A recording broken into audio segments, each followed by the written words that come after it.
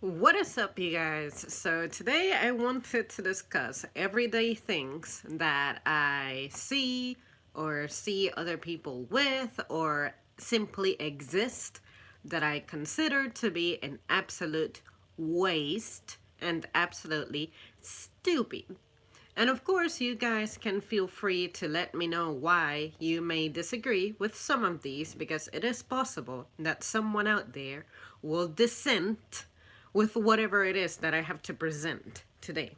So, one of the first things that I think it's stupid, and I think it's so stupid that it infuriates me every time I notice someone with this, is visors. Like those little hats that have the tops cut off. That is so stupid and useless. The only way I can see why it may be a little bit of an appeal, it's because maybe you want more air to circulate on the top of your head somehow. But even then, to me, getting directly toasted by the sun and having my scalp exposed to it is terrible. But to wear maybe sunglasses beneath those, but then have your head exposed, it just seems like the job is semi done. Maybe for guys it works since you all have short hairs, but for someone with long hair, what I want is to protect my hair from the sun, my scalp from the sun. And if I have a visor, that is the last thing it's doing. But I have always thought it is such a stupid item, and I sometimes think that it was just the lazy way to produce a hat, but anyways, you guys let me know if it has better functionality for you or you understand that its purpose better, because I don't. And I just want to walk up to the person and be like, "What are you doing? Just what are you doing?" Hello there, glad to see you back on live chat. Yes, I am trying to be here again because I won't lie, last night there was no reason for me to not be here, but honestly, I just felt like I needed to be by myself. I just felt like I needed to focus on other stuff, just catch up on other stuff as opposed to just being here. But yeah, I really meant to film this last night, but I got lazy. I'm not gonna lie. Even though I've been off for the past 2 days, I have had a lot of little things to just do on the side, and it has taken up most of my time. So I said, all right, I guess I'm gonna have to sacrifice streaming a bit. Robert says, wow, good evening. Hello, Robert. If you are wearing visors indoors with bright lights, I think it's okay. Outdoors, it's stupid. Yes, that's what I'm saying though. Like, outside is primarily where I see people wearing them. Honestly, visor usage indoors has been pretty limited. The only time I have seen this happen is when I'm at Toyota, and they have like a huge selection of inventory to like wear, right? But I'll never forget one of my service advisors. He was wearing a visor, and I didn't think it was stupid because he was mostly under a roof. It's not like we were out and about. But say if we were outdoors for extended periods of time under the sun, I think it's stupid. And before I filmed this, I looked it up just to see if anyone else had the same feelings. And I think it was some kind of forum. I'm not sure if it was Reddit or where it was, but other people were saying, does anybody else think that golf visors are stupid? And I was pleased to see that a lot of people shared my sentiment. Let's see. It must be cool. You are really dressed warmly. Yeah, I just came back from being outside, so I just decided to keep my fuzzy little coat. I am glad you decided to film today. I'm 29 now. Ooh, awesome. Well, happy birthday, Jack. What is a visor? A visor is one of those hats that has that little roof, like always, but it's missing the top part. So imagine a ball cap, but just the top of the head is missing. Like the top of your head, the scalp is exposed to the air. You only have this part, and then it sort of like wraps around your head. We call it a peak. I would have never guessed that. But yeah, that concludes my whining, I guess, about the visors. It appears that we have someone who agrees with me that it's stupid. So, yeah, I can't wait to see what other folks have to say later on when they catch up with the stream. Another thing that I think is absolutely stupid, unless you are traveling, is the cat genie. For those of you who do not know what the cat genie is, it's pretty much an automated system for cleaning up your cat's litter box. It's pretty much like this bucket, and of course, you have special granules that go in there. There is some kind of a hose that is connected to your toilet somehow, and it comes on every once in a while, and it is noisy. It consumes a crap ton of energy, I would imagine. I've never owned one, and I've only been to a house that has one, but these granules are supposed to be safe for like your sewers, like, anyway, your pipeline in the house. It's supposed to not clog anything. It's just really safe for the septic system. But I swear, this thing used to come on every hour, every 2 hours or so, even if the cat had done nothing. This thing, Cat Genie, it would just come on and try to clean that litter box. This serves as the litter box. It just looks big and spacious and ugly, and it has this tube that is hooked up to your toilet, and once the process of it scooping up the mess with its built-in dustpan and broom, I guess you can call it, then it somehow flushes the toilet automatically. And this thing used to piss me off so much when I stayed at a house that had it, because I thought, when I clean a litter box, it only takes me literally 50 seconds. And that you're telling me that you need this thing to come on what feels like every 30 minutes and consume a lot of energy just because you don't feel like digging up in there and getting rid of your cat's mess.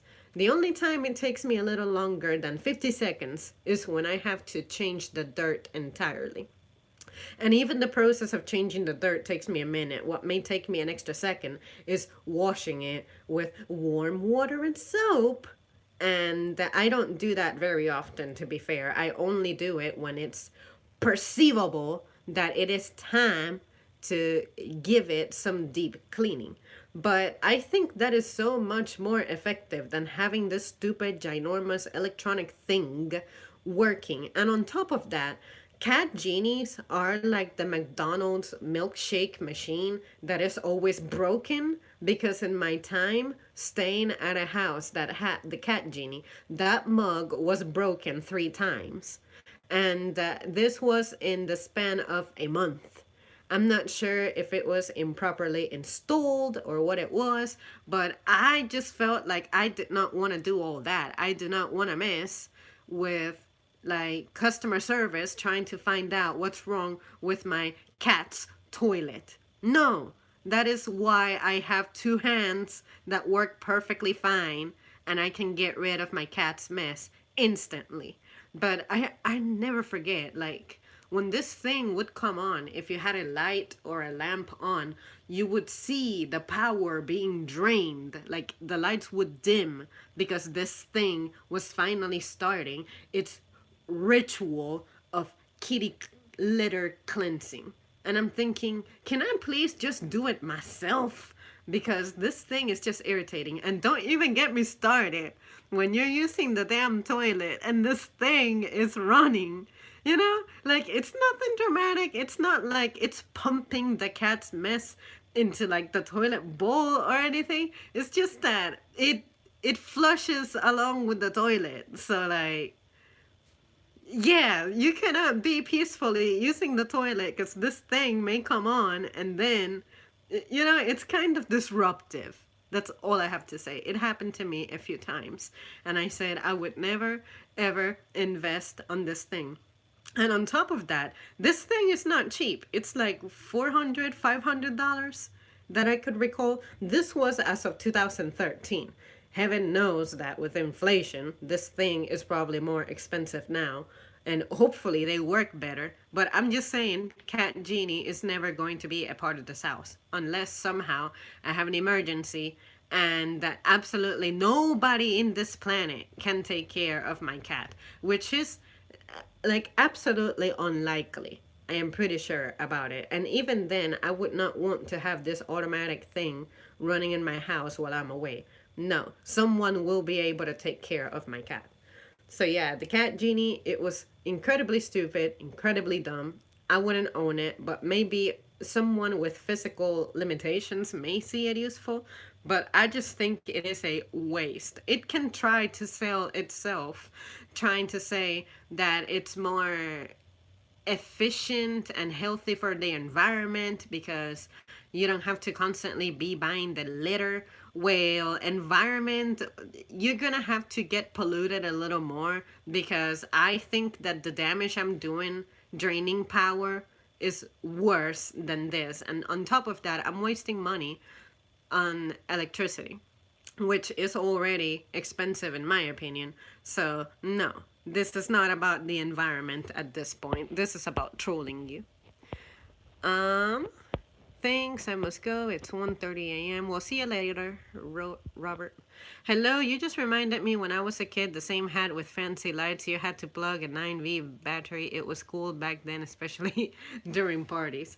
Oh my god, yes. Those anything with lights to be worn, it's kind of strange for me. When I was a kid, I used to love tennis shoes that had the little lights on them. Like you would take a step and the little lights would come on. I thought that was cute because kids just love lights. To this day, I still like lights. I wouldn't say I would wear them, but those holiday stuff to me is so useless because you wear it for like 2 days and after that you have to shove it in a box and maybe risk that the weather is going to mess up its components, and then next year you really cannot reuse those little pieces of garment. And on top of that, let's say that you have those glasses that they sell like at New York or something, that it says the year that is starting like 2000, 2010, 2020, like it has the giant numbers in it. You wear that one time and then that's it, because I highly doubt that you're going to whip out your 2020 glasses when you're about to celebrate the start of 2021, you know? So I think stuff like that, it's wasteful, it's stupid. I guess people really must feel the spirit on their core and they have to wear it. But for me, I think it's a waste, and you will never ever see me wearing that mess. Hats that have the number of the year in it. The only time I bought something that has the year was my graduating class. And it was because mom insisted that she wanted to get me a little something. So she got me a keychain with my graduation year.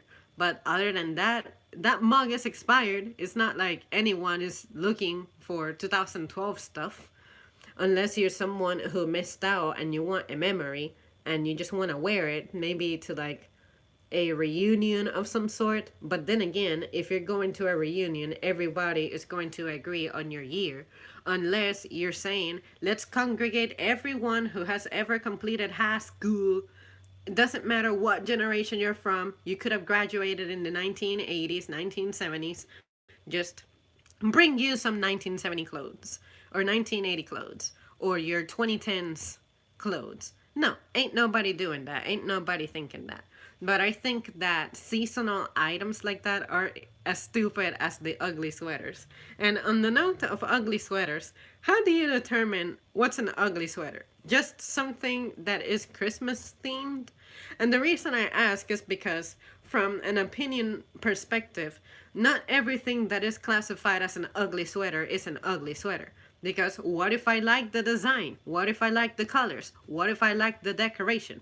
I don't think that doing that joke of the artist who had like a banana taped to a wall and then you tape that to your jacket, okay, that's definitely ugly. But I'm just saying, if you have a snowman that's very nicely depicted or something, why do I have to think of it as an ugly sweater? Now, if you have a snowman that has a stupid, like, what is it, carrot sticking out of the nose, okay, that is ugly. That's definitely ugly. But there are some Christmas shirts that are pretty. And I'm thinking they call this an ugly sweater. I guess they call it an ugly sweater just for the sake of having a distinguishing factor of what piece of clothing this is. But I every time I hear ugly sweater, I'm thinking, can't wait to see how ugly your sweater is. Like, ugh, it's an abomination. But then I see it and I'm like, that's actually cute and pretty. Like, it's a Christmas themed thing.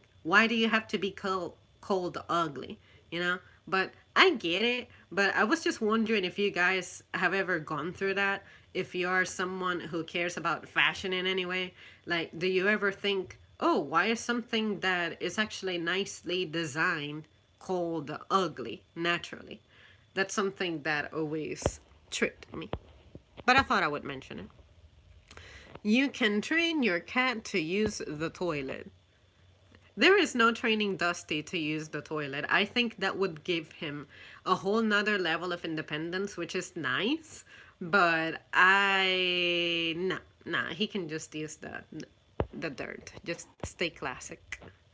Ah, you look like you're feeling better, significantly better.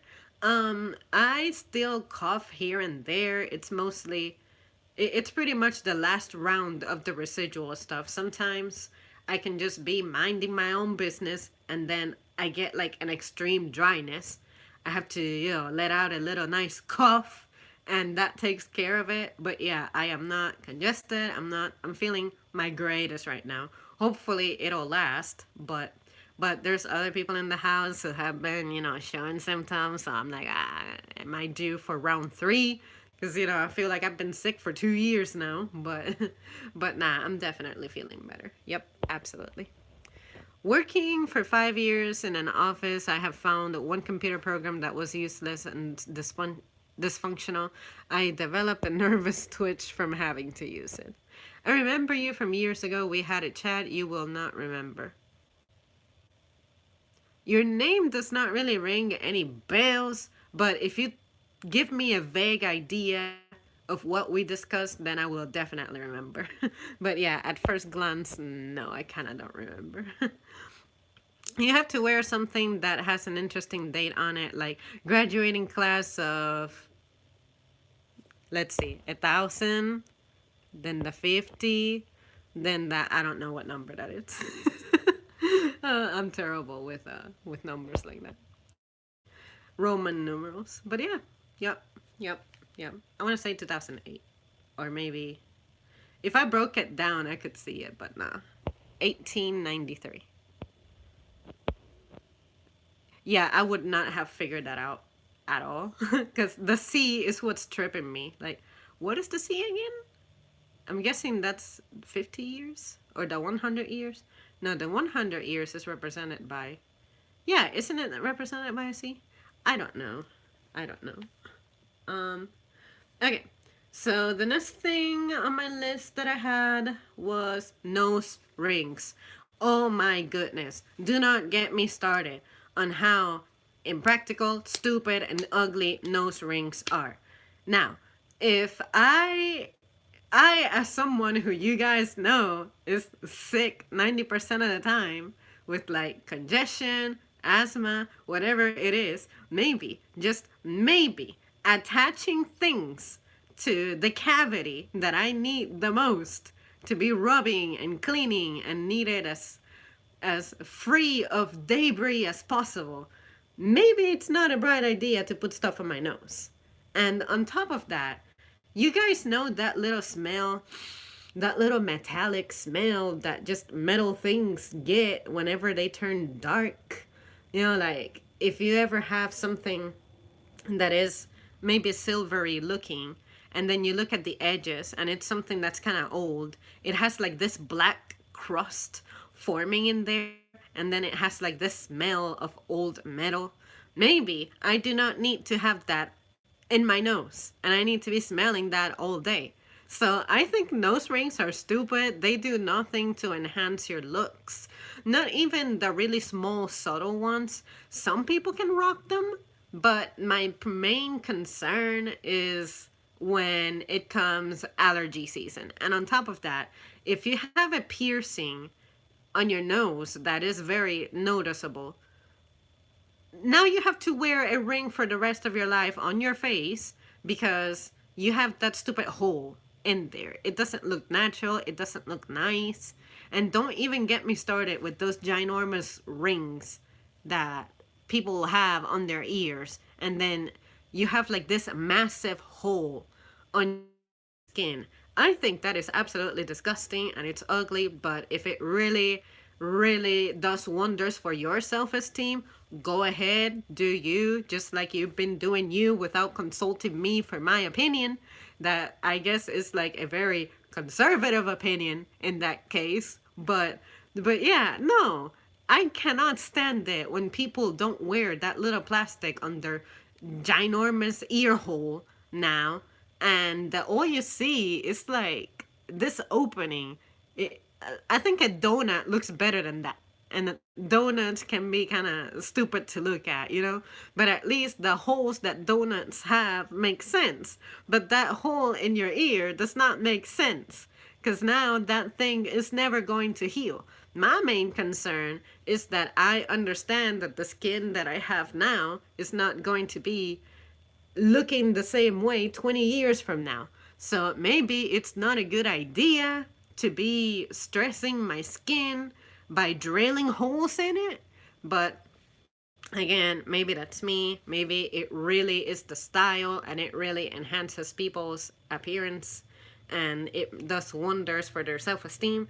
But for me, if I woke up in the mornings and I saw this massive hole in my ear and possibly risking my ear just rotting away, I think that's going to negatively impact my self esteem. It's like, wow, now I cannot wear any normal earrings. Or better yet, if I don't wear any earrings, I look weird as fuck, you know?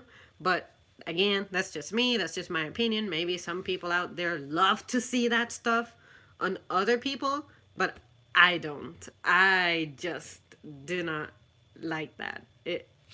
No, no, I can't deal with how that looks when you're not wearing anything.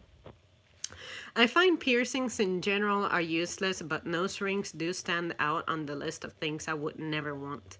I suppose I may be a killjoy. Well, that's you and I holding hands on this matter, because there is just no way that I would mess with anybody with rings on their face. Rings just do not go in your face like that.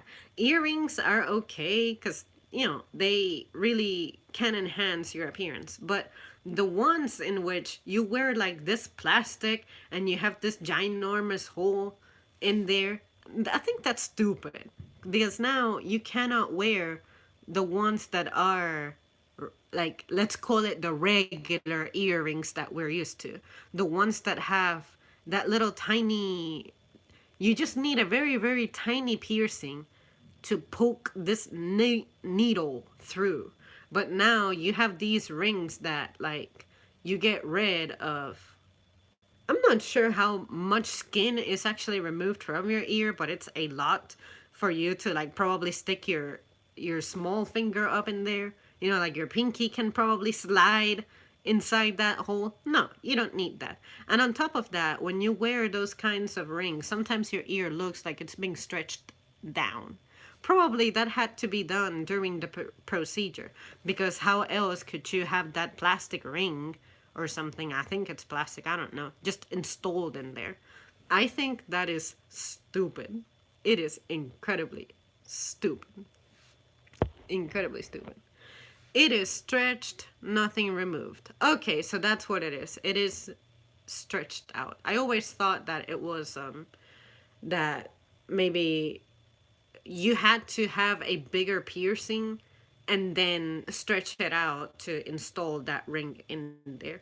Either way, it's not a good idea. It doesn't look nice. And you can see how much stress that's adding to your ear. I just cannot wait to see what that's going to look like in 20, 30 years. But at the same time, I don't want to be there because you know how your ears just get bigger and your nose just gets bigger as time passes. Just you're adding stress to things that already will look bad when you age. So there's no telling what's going to happen when you hit a certain age. But anyways, that's you. Now this one is food related, and maybe you guys out there who eat better than me will see functionality behind this, but I think that celery hearts are fucking useless. And I cannot believe that they actually get sold separately. What do you do with the celery heart? It's just like weak, it's limp, and bland, pale, ugly. It doesn't really taste very good. Do any of you guys do anything with the celery heart? I just throw it away. I don't care. I know that I'm probably throwing away some nutrition, but if you're not a strong, tall, greenish, robust stalk, I'm not interested in you. So the celery heart, I usually just throw it away because it's just pale and ugly and it doesn't taste very good. But maybe one of you guys out there may enlighten me with what to do with the celery heart. But I just throw it away. I'm a monster like that. I also think contactless cards are useless. They strike me as being a very good way to lose all money to pick pockets. Contactless cards. You mean Apple Pay? Well, no, I don't think you mean Apple Pay. Something I've been enjoying lately, I'm not sure if this is what you mean, is the cards that let you tap the terminal or the terminal that have the feature of you tapping with the chip installed. Not every card with a chip lets you do that. It needs to have like the little symbol with the little three lines that like you can tap the terminal with. But I have been enjoying that so much better than inserting the card and using the chip that way. But yeah, contactless cards are useless. Very good losing all money. Yeah, what are the contactless cards again? I'm not sure. But yeah, if you mean tapping the chip, I like that so much better than waiting for the stupid chip to process and I have the card inserted onto the terminal.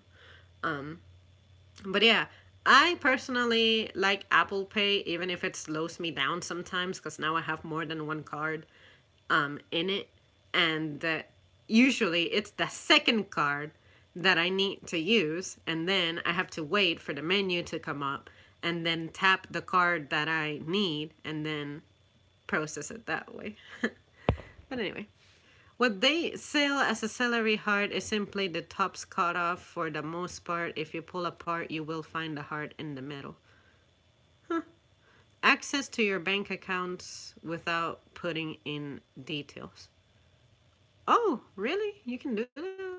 Oh, maybe I have used it and I'm just not connecting it right now, putting it together. But but yeah, no, I'm not aware of that type of thing. Contactless cards.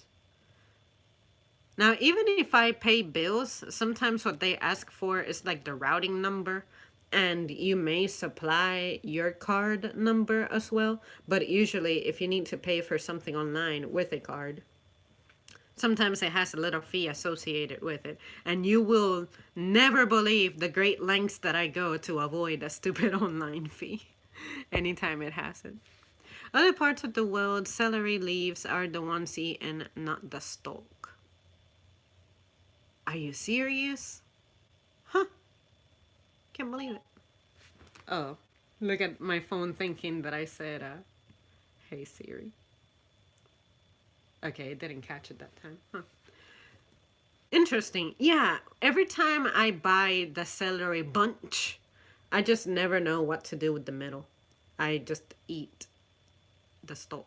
But I have a particular fondness for the people who work in the produce departments, and they actually slice the tops off, so much better. Because sometimes with the top, sometimes I eat parts of it, like I may nibble the bottom that's connected to the rest of the stalk, but I just think it's weird that you leave the leaves and everything. And there are some people who can do very well about prepping product, and they actually clean it very well to where it's not so muddy on the inside. Of course, if I get dirty produce, I don't trip. I have had people come up to customer service and tell me that they are returning something because it had dirt in it. And I'm thinking, do you not realize how fruit, veggies, just how stuff grows? Are you really that disconnected? But yeah, I have had people return celery bunches before because they told me that they were dirty when they got home and started eating it. Well, sorry, it kind of grows from the ground, you know? But yeah, I was just mind blown that that was happening to me. I can't believe they still sell separate GPS devices for turn by turn directions. Who doesn't have a phone that does that already? My mom had the toughest time using the iPhone GPS for some reason, that she was looking for her old TomTom device, and she believes that it might have gotten stolen because she cannot find it. And I'm thinking, Ma, what you have on the phone is so much better because it automatically updates. And yeah, I have had nothing but excellent experiences with my navigation in my phone. So if you're someone who likes to use the external device, maybe you're trying to conserve battery, but that's why you can hook your phone to your car and charge it while you use it. If I have to use my GPS, I always plug it because I know that it's going to sap the battery. So why not use the phone and keep it plugged in and it'll charge while I go. But yeah, there's no way I can handle a separate GPS only because typing in it is such a pain. Whereas I'm used to the smoothness of my phone, and my phone can mostly guess where I want to go. And sometimes, most of the time, I use the navigation while I'm driving. It's like I activate the virtual assistant and I go, hey, take me to, I don't know, Chick-fil-A. And then it knows where to take me. It tells me, I have found 3 options. The nearest one is this and that. Would you like to try that one? And then I go, yes or nay.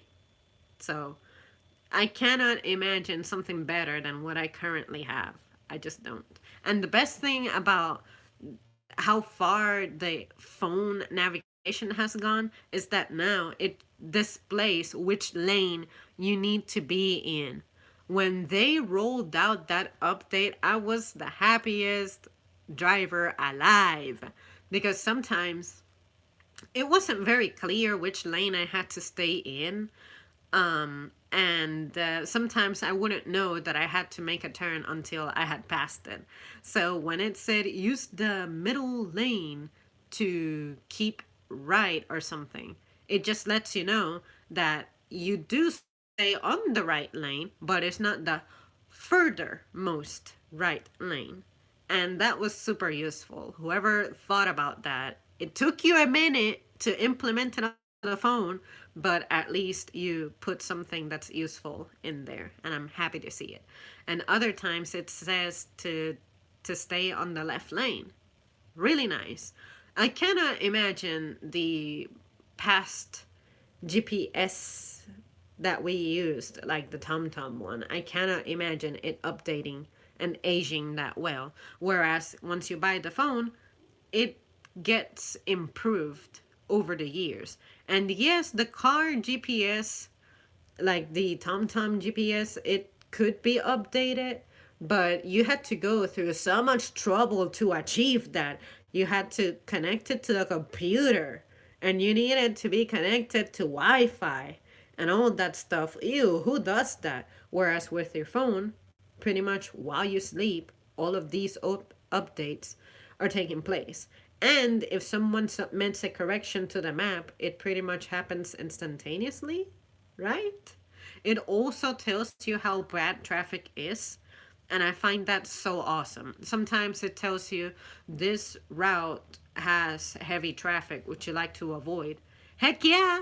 And it also asks you if you want to avoid tolls.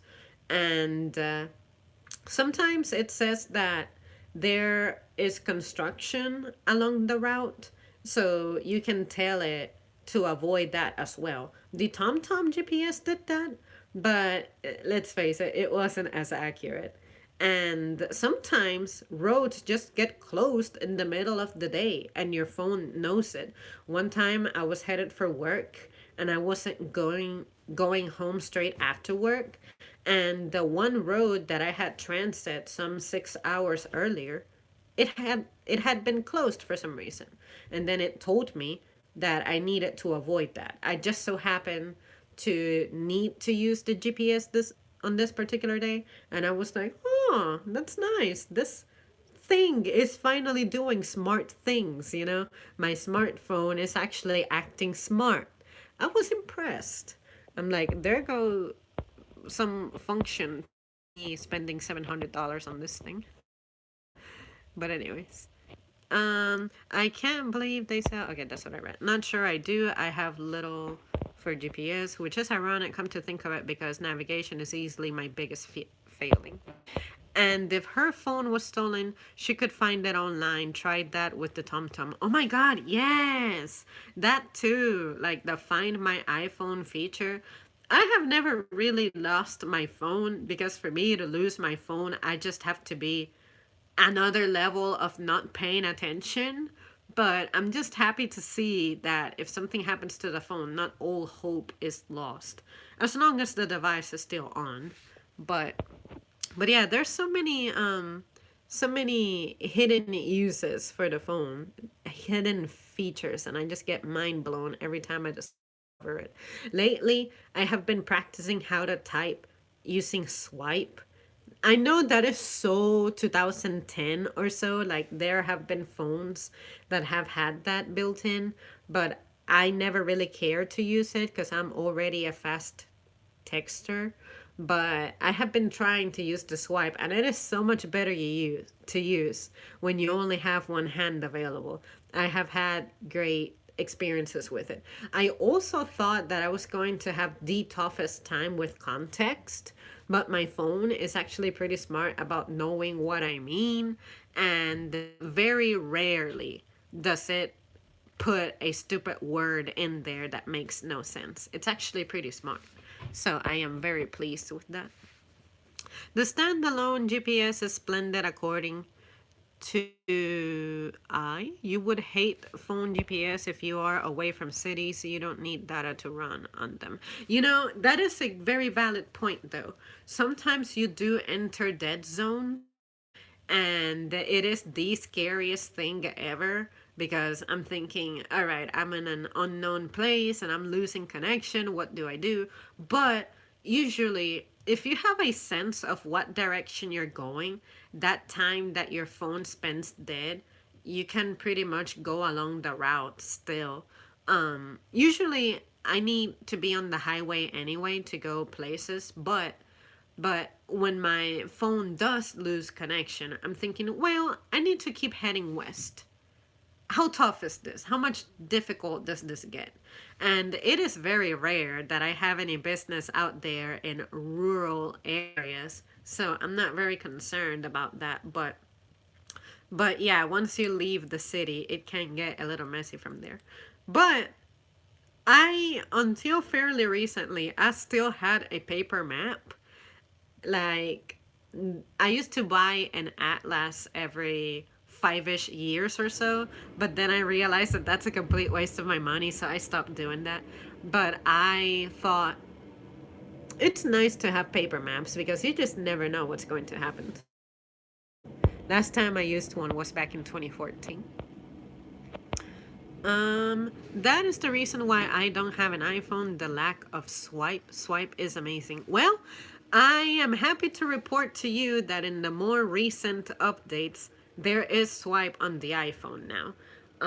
So it is actually pretty nice. It's pretty smooth. Sometimes I'm thinking this thing will not know what I just spelled because I was lazily just swiping along, and it does complete my sentence. I have been very pleased with it. So I need to practice a little more being fast at it, but it feels like you're writing cursive on your phone. It's weird. Okay. Another thing that I think is useless, let's put an asterisk by that, is the median on the road. But let me explain. The only time I think the median is useless is when you are in an already narrow road and you have this idea of putting a median right in the middle. This happens to me mostly in downtown areas. Why? Why is that a thing? Why do you place a median in an already narrow and congested area? Maybe it's to force you to slow down, but I'm telling you, sometimes there's nothing in this median. It's like you have your lane, your go through lane, your opposite direction lane, and then right in the middle, you have like this little island with like a tree in there, and maybe a sign for you to see at night that there is something in there, that there is a median in there. That is the most useless thing ever. And I keep seeing them coming up so much. Other times there are, I don't know what you call that on the road, but to the right side, you may have a little bit of a protrusion as well. And it's like a semi-median because it's not a median. It's not by itself. It's not a little island in the middle of the lane. But you're making the road narrower yet again. It feels like you ever go through the bank drive-through and you know that the lane is deliberately narrow. That's how it feels like. You're constantly driving with barely enough width for your vehicle. And if you're not very exact about it, you could very easily run onto the curb. And I just think that that's more hazardous more than anything, but I guess it is really trying to force you to slow down. But I think some medians are very poorly done. Now, I do think that medians are nice when you have to make right turns at boulevards or something. Like sometimes you have two lanes, one is going straight, one is turning left, and then you have that third lane that is exclusively for right turns. If you slap a median right there, I think that's nice because it forces you to make that left turn. Oftentimes, people wind up on the right lane and they change their minds and then they think it's okay to try to speed and get in front of you and cut you off and you nearly run into them. So ever since they have been putting medians on the right lanes, I think it's really nice because that way you are committed to making that right turn and fix your life later if it's a turn you don't need to make. But at least it saves us from the danger of you're going to try to speed demonize when the light turns green and get ahead, and that's just dangerous, especially when it's just one lane going straight and you are invading the lane coming from the right. So I think medians can be useful, but there are some that are just there to troll you, and I hate that. Another thing, while on the note about the road, speed bumps. I think that they are super useless, but I can see why for some areas it might be necessary. If you are in a heavily congested shopping center, by all means, have a bunch of speed bumps because I don't frequent shopping centers anyway, so they minimally impact my day. But when I am walking through parking lots, people just really want to speed in them. You can't be doing that when there are humans trying to cross the street. And if you have speed bumps there, then they're pretty useful. But if you have speed bumps in the middle of the road, like the main road, I think that's lame. That's whack. Well, I cannot say the main road, but maybe like where there are homes and stuff. It's not really necessary unless you're at a apartment complex. By all means, have speed bumps at apartment complexes because people just don't know how to live in places like that. But but if they're out on like a street, I don't like that. I think it's stupid. Just put a stop sign, even if people are going to ignore them. But just know that there's still stop sign compliant people out there, and I guess maybe you do have to alter the road to force some people to slow down. But just know that not everybody needs that. Um. Oh. This is something that I saw someone do, or I guess someone's, because I was visiting some folks at their place.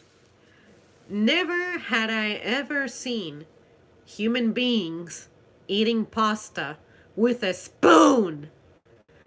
You take the noodles, you take, say, the linguine or the fettuccine or the angel hair, whatever noodly noodle you prefer.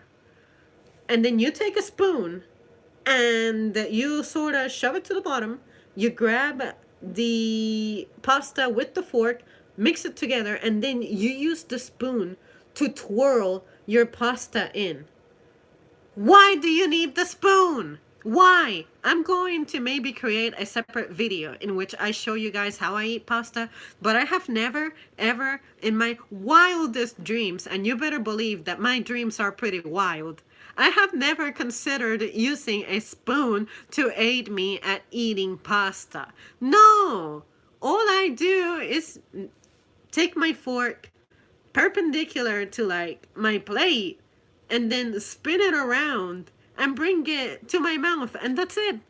The pasta does not fall off or anything, but I see people using a goddamn spoon to help them with the twirling process. That is such a waste. Or maybe you just lack technique, maybe you just need help performing the motion of twirling the pasta around your fork or something. But when I saw these people eating pasta with a spoon along with a fork, I'm thinking you just want to have extra dishes to clean. It's so unnecessary. And then the worst part about it is that someone, out of courtesy, they were offering me a spoon. Oh, I'm sorry, I forgot to give you a spoon. And I'm like, I'm sorry, what do I need a spoon for? Do you have dessert coming over? And they said, no, it's for your pasta. And I am like, what? Pasta with what? Explain, minion. And then he was like, oh, well, to do this. And I said, motherfucker, why? Why? And then I showed them what I do, which absolutely did not involve using the spoon. And they were just mind blown. And I'm thinking, no, the only one who's mind blown and offended here is me. Why do you use that stupid spoon? Just why do you use the spoon? So you guys, maybe this was me when I was like still in my teens. Maybe I was internalizing my rudeness, but I was not as rude as I just sounded, of course, but I was confused. I was like, I'm sorry, what? What do you mean you need a spoon? But when I saw them eating with like the spoon, I'm like, all right, I can see how it's helping you, but it ain't gonna help me. So I guess I will have to show you guys what I'm talking about because maybe it's really hard for me to illustrate how you eat pasta with a spoon. It's not that you're scooping the pasta with the spoon and bringing it to your mouth. It's more of a assistive utensil with the twirling aspect of eating those kinds of pasta shapes, like the fettuccine, linguine, and the angel hair. But even then, I have never needed it one day in my life. But I promise you that I will put a video together to show you because I was traumatized by that. Traumatized. Let's see. Who wants the spaghetti eating tutorial? Probably nobody, but I want to show the world how it is that I eat spaghetti without the assistance of a spoon. But anyways, you guys let me know if you're that person who needs to use a spoon for eating your noodles, noodly stuff. I respect you, but you don't go with my flow. But I will show you. I will show you what it is that I mean. Another thing that is super useless for me in the world, and this one, let's put a massive asterisk by it, and I will explain. It is makeup. I think that makeup is absolutely useless and stupid, but it can be artistically entertaining. Nothing wrong with that. If you need to alter your appearance to resemble something else, like say for a Halloween costume, or if you have this style that you just need to rock, whatever, that's fine. Artistically, it is entertaining, but for a day to day, everyday use kind of deal, I think makeup is absolutely wasteful. And overall, in the long run, it's not good for your skin. Even if you use the all natural stuff, that's just you still clogging up your pores, whatever. But another way that I must include an exception is when you use it as a concealment for something that simply embarrasses you, or simply to enhance your look because you're struggling with something. Like, say, some people have scars, some people have your skin may not be evenly toned. Like, some people may have their right side be a little darker than their left side, whatever, and maybe you want to balance that out. As a concealer of something embarrassing to you, fine, feel free to use it. It doesn't really bother me in the slightest, but for long term use, just for recreational purposes, I think it's useless. But again, as a form of artistical expression and to conceal something that you just don't like, then fine. Because I know that I have times when I wear stuff to conceal something that upsets me, like my hair. If I'm wearing a hat, 90% of the time, it is to conceal a bad hair day. But during the winter, I make it a habit to wear a hat because it does get cold and it's been raining every single day. And since I was recently sick, I'm thinking one of the things that I need to protect the most is my face, my head, because that tends to be exposed to the elements the most. So with that said, I'm thinking, well, while we're at it, since I don't wear hats often, I might as well use it to help me save time when it comes to messing with my hair. But overall, just to wear makeup for the sake of wearing makeup for like basic things like going shopping, I can't do that. I just cannot do that. But I'm not shitting on people who wear it. I'm just saying that to be someone who wears makeup religiously, it just does not align with me, my schedule, and whatnot. And I just don't like the sensation of having something blocking my pores. It's awful. And last but not least, greeting cards.